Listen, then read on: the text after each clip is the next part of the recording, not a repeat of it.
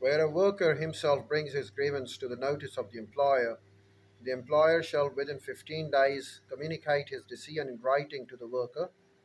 In case the grievance notice has been delivered through the shop steward or CBA, the decision shall be communicated within 7 days.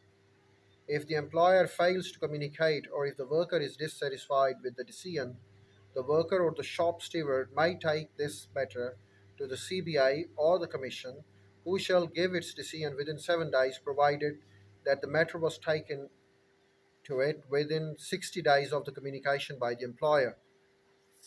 If a decision or order of the Commission is not complied with within 7 days, or the period specified in such an order or the decision, the defaulter shall be punishable with imprisonment up to 1 year and a fine up to rupees 75,000 or both. This is explained by section 33 of the article. Industrial dispute. No industrial dispute shall be deemed to exist unless it has been raised by CBI or the employer.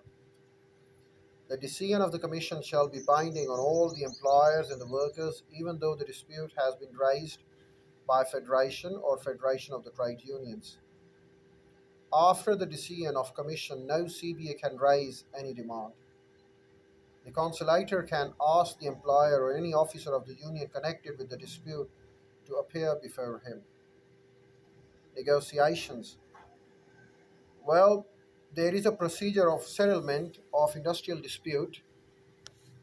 First, if at any time an employer or the CBA finds that industrial dispute has arisen, the employer or CBA may communicate his views in writing either to the work council or to the other party where the views are communicated. To the council, a copy of the communication shall be sent to the other party.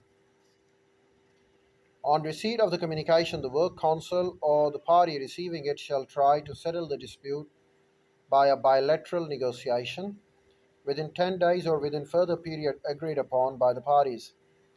If the parties reach a settlement, uh, a memorandum of settlement shall be recorded in writing and signed by both parties, and a copy thereof shall be forwarded to the conciliator and the authorities.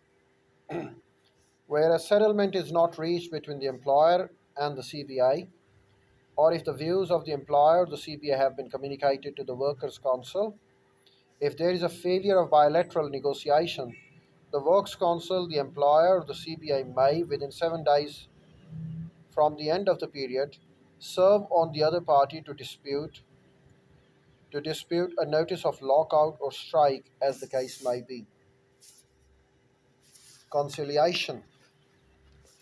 Where a party to an industrial dispute serves a notice of strike or lockout, it shall send a copy of the notice to the conciliator and the commission.